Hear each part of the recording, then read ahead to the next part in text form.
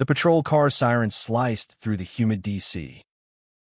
evening like a blade, pinning Adam Harper to the cracked sidewalk.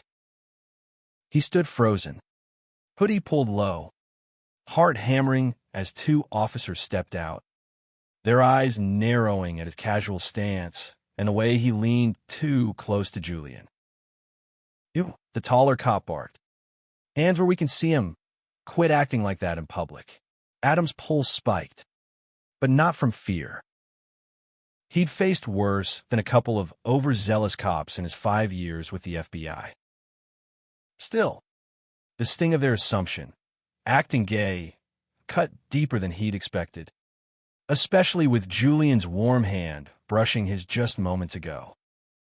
He straightened, locking eyes with the officer, his jaw tight. "Acting like what?" "Exactly," he asked, voice low, steady, but laced with an edge that made the second cop pause. This wasn't supposed to happen. Not here. Not now. Not when he and Julian had finally carved out a rare evening to themselves. Washington, D.C., pulsed with life around them, honking cars, distant laughter from a rooftop bar, the faint hum of the Potomac nearby. But in this moment, the world shrank to the glint of suspicion in the officer's eyes. Adam's life had taught him to expect judgment. But tonight, it felt personal. Too personal. Julian, standing a step behind, shifted uneasily. His hazel eyes flicked between Adam and the cops, his tailored leather jacket catching the streetlight's glow. "Adam, let's just go," he murmured, his voice a quiet plea. But Adam didn't budge. He wasn't about to let this slide, not when the accusation wasn't just about him, but about them. About the love they'd fought so hard to protect. "ID. Now," the taller cop demanded, hand resting on his holster. His partner, shorter and stockier, scanned Adam's hoodie like it was a confession of guilt. Adam's fingers twitched, not toward his wallet, but to the badge clipped inside his jacket. He could end this in seconds, but something in him resisted. Not yet. He wanted to know how far this would go. "What's the problem, officer?" Adam asked, his tone calm but deliberate, each word a challenge. "We were just walking, minding our business." His blue eyes held the cop's gaze, unyielding. He felt Julian's hand graze his back, a silent anchor, but the tension in the air was electric, ready to spark. The shorter cop snorted. "Don't play dumb. You know why we stopped you. This is a decent neighborhood." The implication hung heavy, and Adam's stomach twisted. He'd heard it before, different words, same venom. Growing up in a small Ohio town, he'd endured the whispers, the sideways glances, the sermons that branded him wrong before he even understood who he was. But this was D.C., 2025, and he was no longer that scared kid. He was Special Agent Adam Harper, and he'd be damned if he let anyone shame him for loving Julian. "Decent," Adam echoed, his voice sharper now. "You mean a neighborhood where two guys can't hold hands without you assuming we're criminals?" He stepped closer, ignoring Julian's soft tug on his sleeve. The taller cop's face hardened, but Adam saw the flicker of doubt in his eyes. "Good. Let them squirm." "Watch your tone," the cop snapped, but his partner's gaze darted to Adam's hand as it moved toward his jacket. "Time to end this." With a slow, deliberate motion, Adam pulled out his badge, the FBI seal catching the streetlight. The officers froze, their bravado evaporating as the weight of their mistake sank in. "Special Agent Adam Harper," he said, voice like steel. Now, you want to explain why you're harassing me and my partner. The silence that followed was deafening. But for Adam, it was just the beginning. He'd spent years hiding who he was, fighting for every scrap of acceptance. Tonight, he wasn't just defending himself. He was defending Julian, their love, and every person who'd ever been judged for existing. Adam's life hadn't always been this bold. Growing up in rural Ohio, he learned early to keep his head down. The son of a mechanic and a schoolteacher, he was the golden boy, star quarterback, prom king. The kid everyone expected to marry the head cheerleader and settle into a predictable life. But Adam had known, even at 15, that his heart didn't beat for the girls who giggled at his games.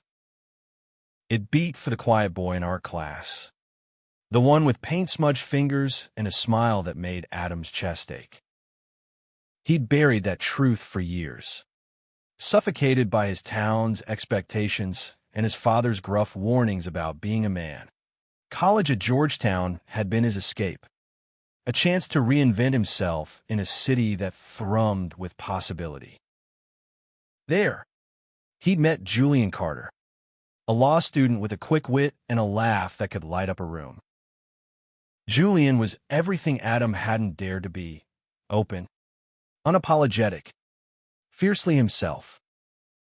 Their first kiss, in a dimly lit coffee shop after a heated debate about constitutional law, had felt like coming up for air after a lifetime underwater. Now, standing on this D.C. sidewalk, Adam felt that same rush of defiance. The cops muttered apologies, their faces flushed, but Adam barely heard them. His focus was on Julian, whose hand now rested firmly on his shoulder, grounding him. "Let's go," Julian said again, softer this time, and Adam nodded, slipping his badge back into his jacket. They walked away, the officer's car pulling off behind them, but the weight of the encounter lingered.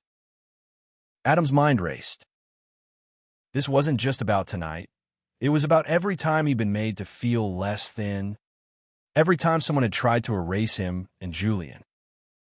He glanced at his partner, whose expression was a mix of worry and pride. "You didn't have to do that," Julian said, his voice low. "But I'm glad you did." Adam managed a small smile. "I'm done letting people walk over us." He meant it. As an FBI agent, he'd spent years fighting for justice, tracking traffickers, dismantling crime rings, protecting the vulnerable. But this fight, the one for his own dignity, felt just as vital. Maybe more so.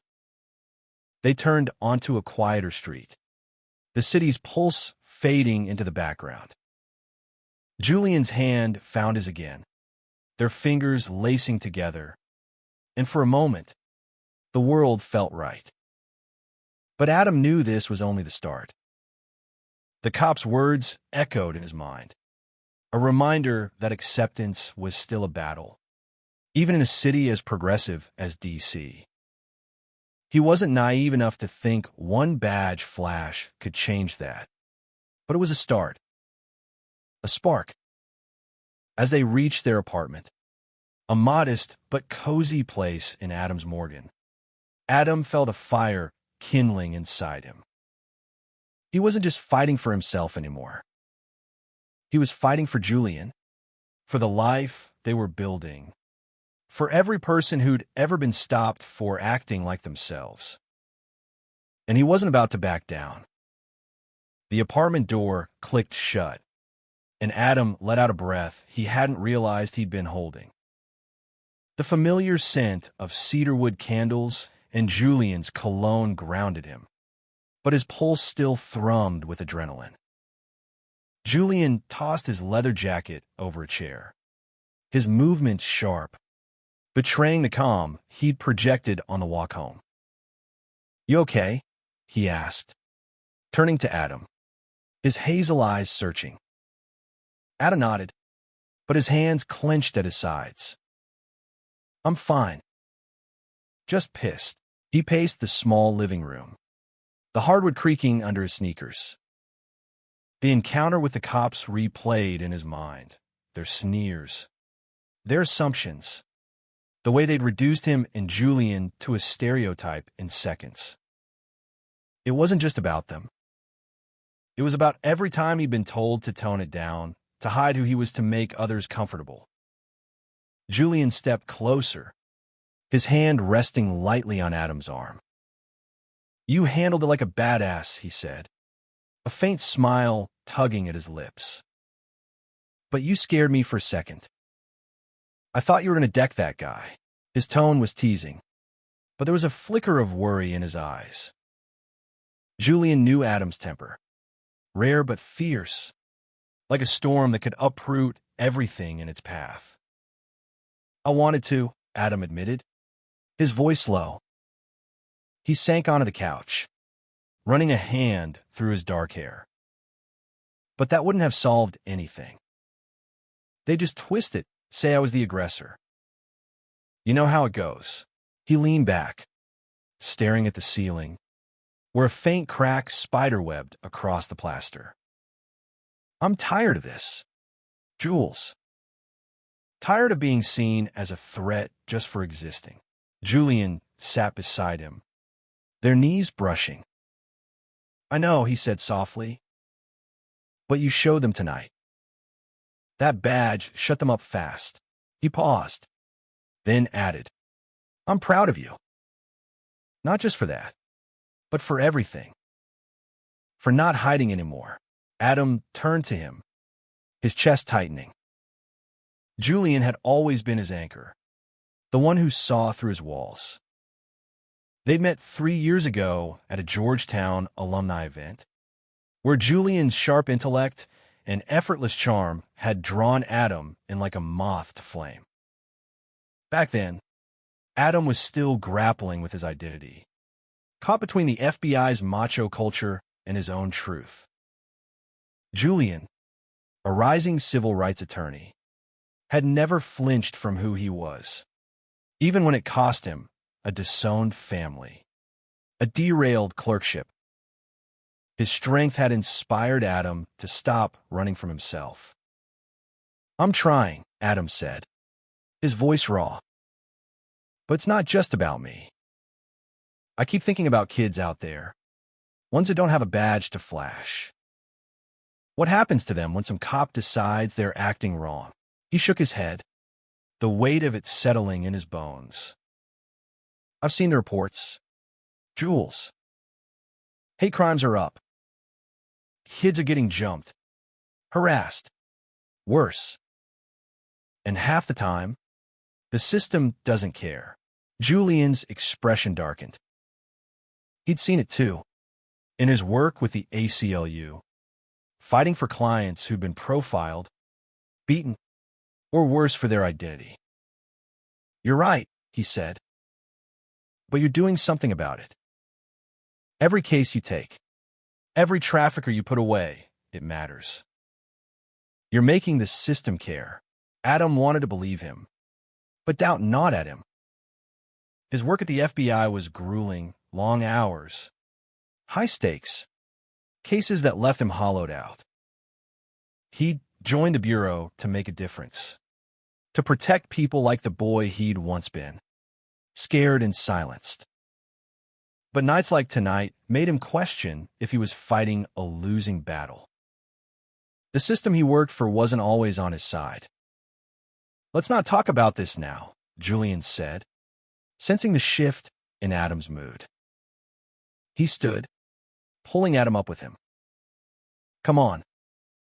You need food, and I need a distraction. He flashed a grin, the kind that always made Adam's heart skip. Tacos? Or are we feeling fancy tonight? Adam managed a laugh, the tension easing slightly. Tacos.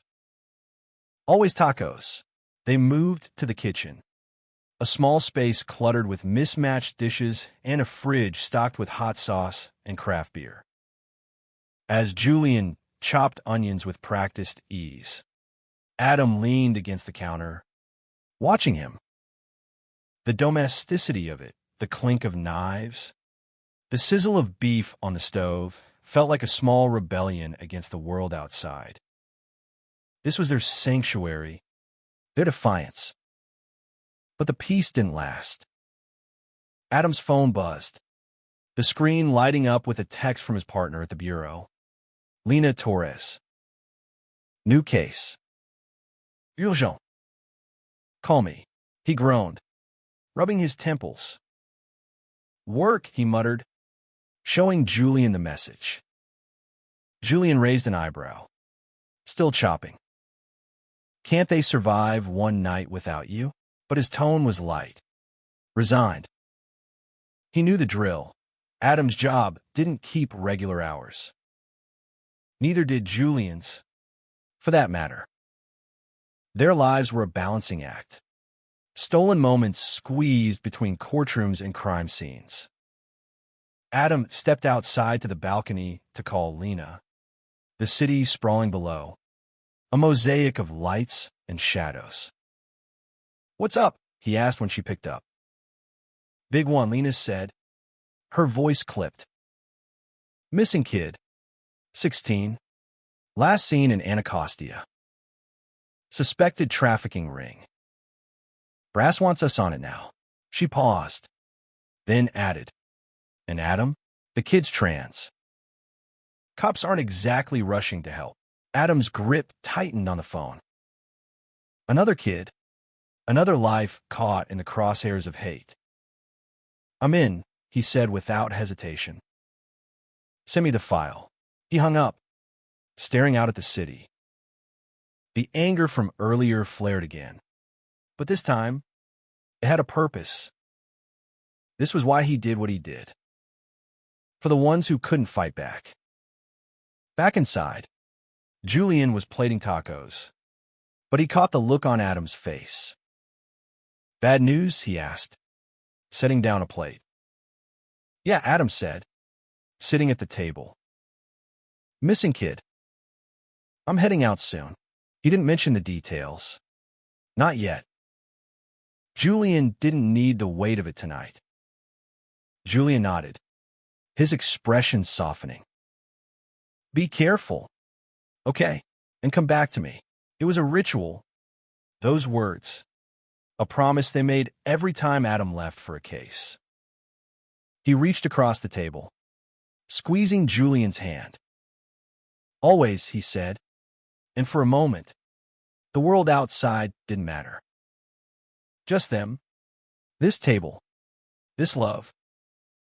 But as he ate, his mind was already on the case, on the kid who needed him. The fight wasn't over, not tonight, not ever.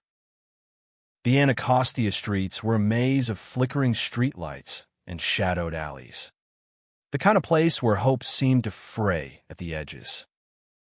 Adam pulled his SUV into a dimly lit lot near the precinct, the case file open on his passenger seat.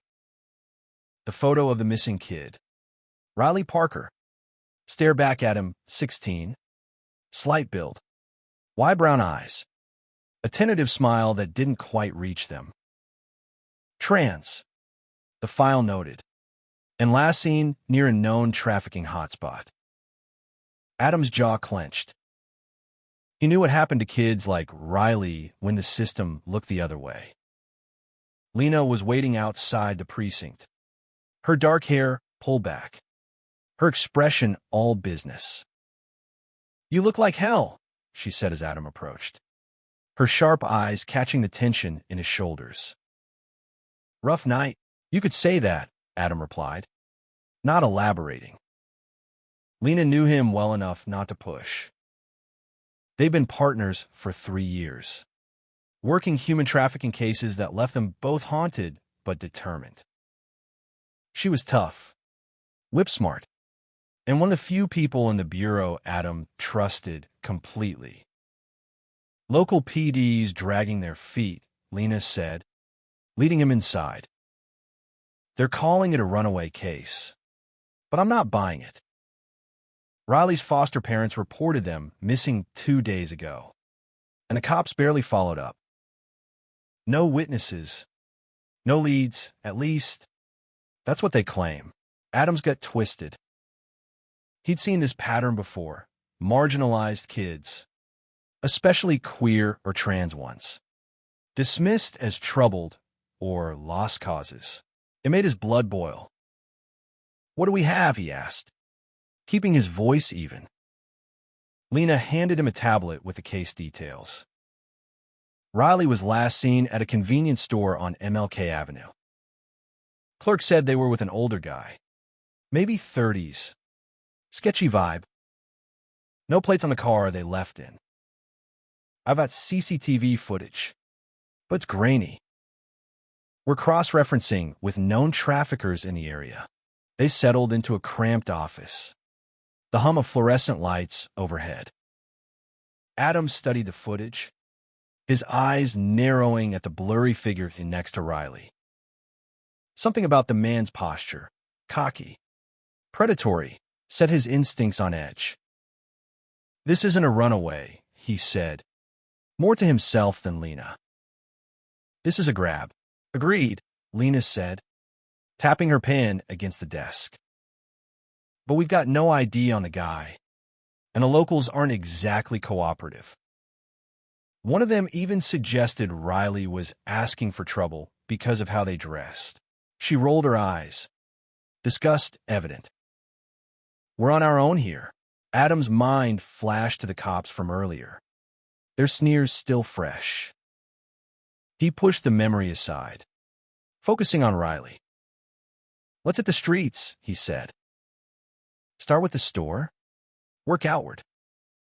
Someone saw something. The convenience store was a squat, neon-lit building wedged between a laundromat and a boarded-up bar. The clerk, a wiry man in his 50s, barely looked up from his phone as Adam and Lena flashed their badges. "Yeah, I saw the kid," he said, shrugging. "They were with some guy. Didn't think much of it. Kids around here come and go." "Did you hear anything? Names? Destinations?" Adam pressed, his tone sharp but controlled. The clerk scratched his beard. "Guy called the kid Rye or something. Said they were heading to a party. That's all I got." He turned back to his phone, dismissing them. Outside, Adam's frustration simmered. "A party," he muttered. That's what they always say to lure kids. He'd seen it in case after case, traffickers preying on vulnerable teens, promising fun or safety, only to trap them in a nightmare. Lena nodded, her expression grim. "There's a warehouse district nearby, known for underground raves. Could be a lead. I'll pull records on recent activity there." As they drove to the warehouse district, Adam's thoughts drifted to Julian. He'd texted him before leaving, promising to be careful, but the weight of the night pressed heavier now. Julian was probably still awake, working on a brief or worrying about him. Adam hated leaving him like this, but Riley needed him more. He couldn't shake the image of that kid's face, the fear behind their smile. The warehouse district was a ghost town, all rusted metal and shattered windows. Adam and Lena moved carefully, flashlights cutting through the dark. A faint bass line pulsed from one of the buildings, and Adam's senses sharpened. "There," he whispered, pointing to a warehouse with a faint glow leaking from its windows. They approached silently, badges ready but weapons drawn. Inside, the music was louder, a chaotic mix of EDM and shouting. Adam's heart pounded as they slipped through a side door, the stench of sweat and cheap liquor hitting them. The scene was a blur, bodies dancing, strobe lights flashing, a crowd of mostly young faces lost in the haze. Adam scanned the room, searching for Riley. He spotted a group in the corner. Older men circling a cluster of teens. One of them matched the description from the footage: tall, slick hair, a smirk that made Adam's skin crawl. "Lena," he said, nodding toward the man. "That's our guy." They moved closer, blending into the crowd. Adam's eyes locked on a figure next to the man, small, nervous, with a hoodie pulled tight. Riley. Relief and dread hit him at once. The kid was alive, but they weren't safe yet. "FBI," Lena shouted, badge raised, as they closed in. The man spun, his smirk vanishing, and bolted toward a back exit. Adam sprinted after him, dodging bodies, his focus razor-sharp. Riley's life depended on this moment, and he wasn't about to let slip away. Adam's boots pounded the warehouse floor, the bass line vibrating through his chest as he chased the suspect through the maze of bodies. The man, slick hair, black jacket, darted toward a rusted exit door, shoving a teenager aside without a glance. Adam's focus narrowed to a pinpoint, every sense honed on catching him. He couldn't let this guy slip away, not with Riley's life on the line. "FBI, stop!" Adam shouted, his voice cutting through the music. The crowd parted, some scattering, others too dazed to care. The suspect slammed through the door, and Adam followed, bursting into a dark alley. The air was thick with the smell of garbage and damp concrete. He spotted the man sprinting toward a chain-link fence, his silhouette sharp against the sodium glow of a streetlight. Adam's legs burned, but he pushed harder, closing the gap. He tackled the man just as he reached the fence, both crashing to the ground in a tangle of limbs. "Stay down," Adam growled, pinning the suspect's arms. The man thrashed, cursing, but Adam's grip was iron. Years of training and a lifetime of pent-up anger fueled his strength. Lena caught up, her gun trained on the suspect. "Cuff him," she said, tossing Adam a pair of zip ties. He secured the man's wrists, his breath ragged but steady. "Where's the kid?" Adam demanded, his voice low and dangerous. "Where's Riley?" The man sneered, spitting blood onto the pavement. "Don't know any Riley," he said, but his eyes flicked nervously to the warehouse. Adam's gut screamed that he was lying. He hauled the man to his feet, shoving him toward Lena. "Watch him," he said, already moving back to the warehouse. Riley was still inside, and every second counted. Back in the chaos of the rave, Adam scanned the crowd. The music had stopped, replaced by shouts and the wail of approaching sirens. Lena had called for backup, but Adam couldn't wait. He spotted Riley in the same corner, now alone, their hoodie pulled tight around their face. They looked terrified, eyes darting like a trapped animal's. "Riley," Adam called softly, approaching with his hands raised, badge visible. "I'm Adam. FBI. I'm here to help you." The teen flinched, backing away, but Adam kept his voice calm. "Steady. You're safe now. I promise." Riley's eyes met his, wide and wary. "They said it was just a party," they whispered, voice trembling. "They said I'd be okay." The words hit Adam like a punch. He knew that lie, the one predators used to lure kids into their world. He'd heard it in case files, in courtrooms, in the broken voices of survivors. "You're okay now," Adam said, stepping closer. "Come with me. We'll get you out of here." He extended a hand, and after a moment, Riley took it, their grip shaky but firm. Adam led them outside, where Lena was securing the suspect in a patrol car. Backup had arrived, officers swarming the scene, but Adam's focus stayed on Riley.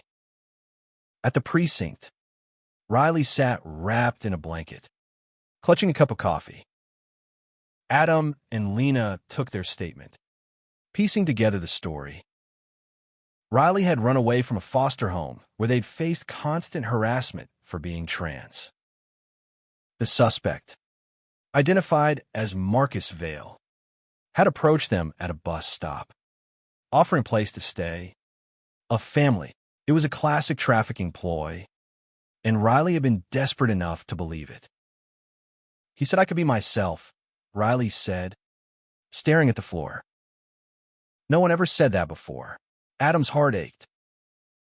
He saw himself in Riley, the kid who'd craved acceptance, who'd hidden who he was to survive. He wanted to tell him it got better, but the words fell hollow. Not when the world still treated kids like Riley as disposable. "We'll get you somewhere safe," Adam said instead. "Somewhere you can be yourself without fear." He meant it. He'd make sure of it, even if it meant pulling every string in the bureau. Back at the apartment, dawn was breaking, painting the sky in hues of pink and gold. Julian was asleep on the couch, a legal pad covered in notes beside him. Adam smiled, his chest warming at the sight. He draped a blanket over Julian, careful not to wake him, and sank into a chair, exhaustion crashing over him. His phone buzzed, a text from Lena. "Vale's talking." Linked to a bigger ring. "Good work tonight." Adam nodded to himself, but the victory felt bittersweet. Riley was safe, but how many others weren't? How many kids were still out there, waiting for someone to care? He looked at Julian, his face soft in sleep, and thought of the cops from last night. The anger was still there, but so was something else: resolve. He'd keep fighting. For Riley. For Julian. For himself. Because every win, no matter how small, was a step toward a world where no. Adam woke to the smell of coffee and the soft clatter of dishes in the kitchen. Julian was up, moving with the quiet grace that always made their small apartment feel like home. Sunlight streamed through the windows, catching the edges of Julian's leather jacket, now hung neatly on a chair. Adam rubbed his eyes, the weight of the night still heavy on his shoulders.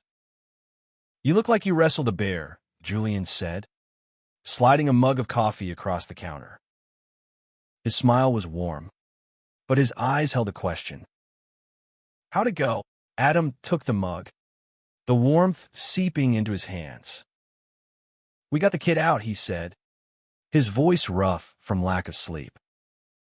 "Riley, they're safe. For now. But it's bigger than we thought, a whole network." He sipped the coffee, letting the bitterness ground him. "The guy we nabbed is just a cog. There's more out there." Julian nodded, leaning against the counter. "You saved someone last night." "Adam."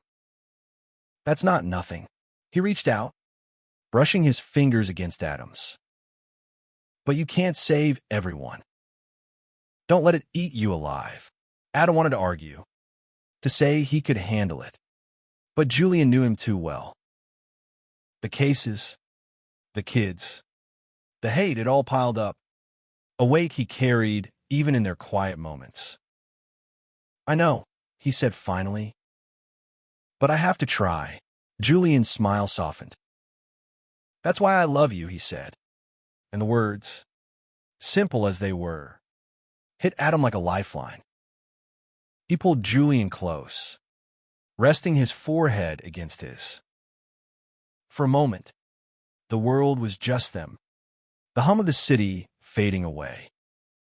But the world didn't stay quiet. Adam's phone buzzed again, this time with an email from his supervisor. Press conference at noon. Riley's case is blowing up. Be there. Adam groaned, showing Julian the message. No rest for the wicked, he muttered. The press conference was a circus, held outside the FBI's D.C. field office. Cameras flashed as Adam and Lena stood behind their supervisor, a stern woman named Director Patel.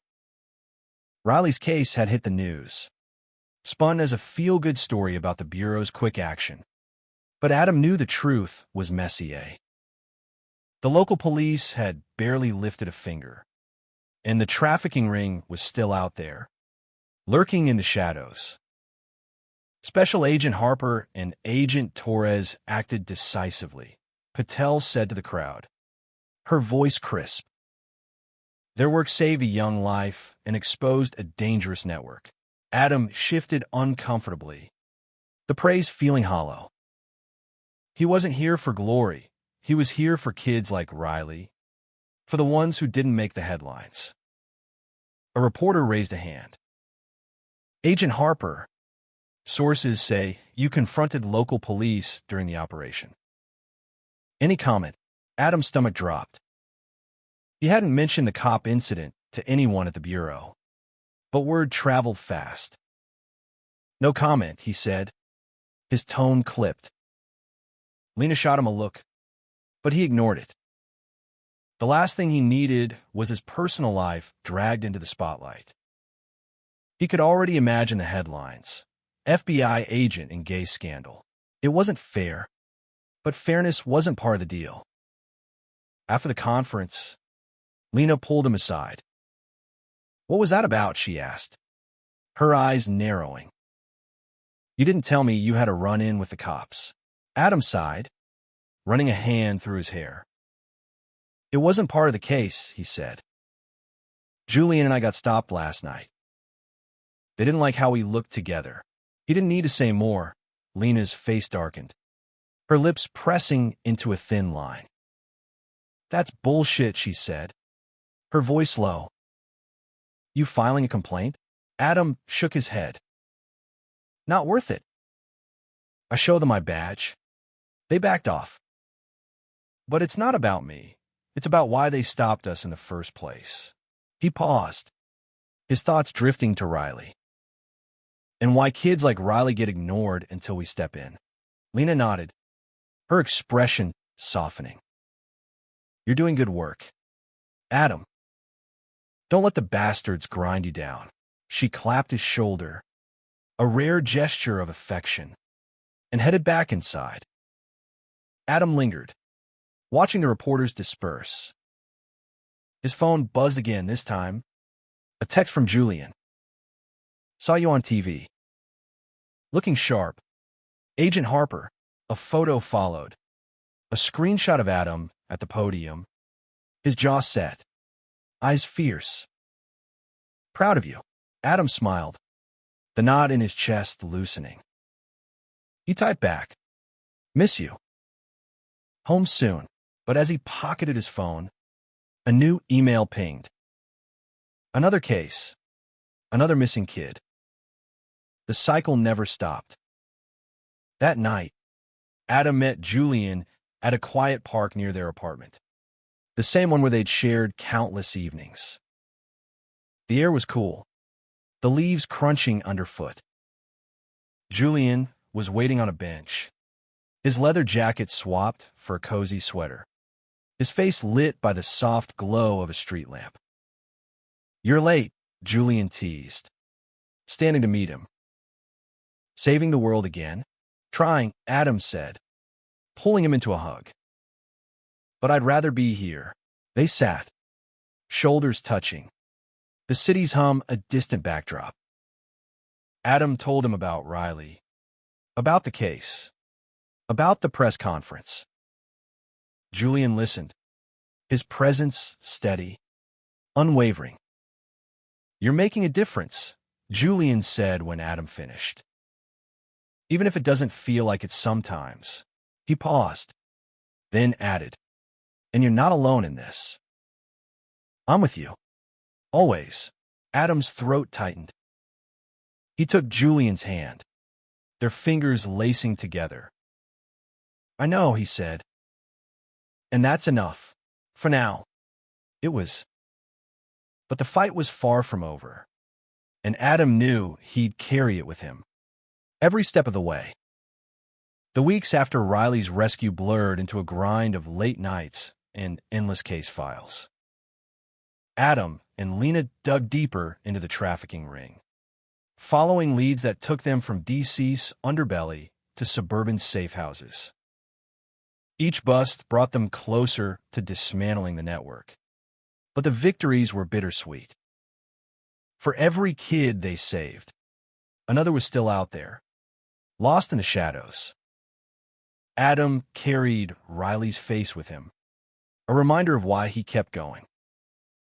They'd placed the teen in a safe house run by a local nonprofit, one that specialized in supporting queer and trans youth.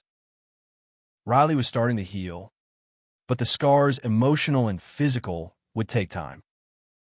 Adam visited when he could, bringing small gifts, a sketchbook, a hoodie, a promise that they weren't alone.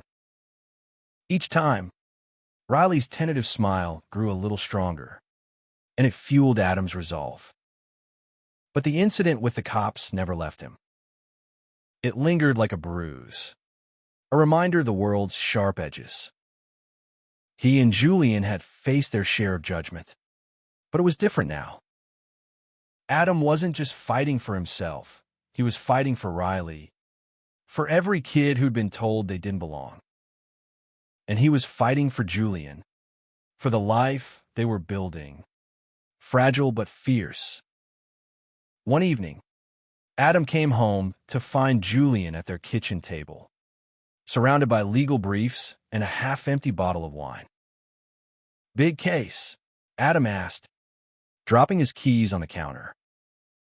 Julian looked up, his hazel eyes tired but bright. Class action against the city, he said. Police misconduct. Your run-in with those cops got me thinking. We can't keep letting this slide. Profiling, harassment, all of it. He leaned back, a fire in his voice. I'm working with some colleagues to push for reform. Training, oversight, consequences. Adam's chest swelled with pride. Julian was a force. Always had been. You're incredible, he said, crossing the room to kiss him. But you're going to burn out if you don't sleep. Julian laughed, pulling Adam close. Look who's talking. Mr. FBI. They stood there, wrapped in each other, the world's weight held at bay for a moment. Adam thought of the first time they'd met, the way Julian's laugh had cut through his defenses. He'd known then that this was worth fighting for, worth everything. The next day, Adam got a call from Riley. They'd been accepted into an art program, a small step toward a future they could choose. I wanted to thank you, Riley said, their voice steady for the first time. You didn't give up on me. Adam's throat tightened. Never will, he said. You got this, Riley. He hung up, the words echoing in his mind. He thought of his younger self, the boy who'd hidden in plain sight, afraid of his own heart.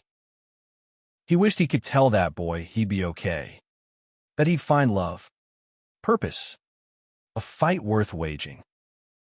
That night, Adam and Julian attended a fundraiser for the nonprofit that had taken in Riley.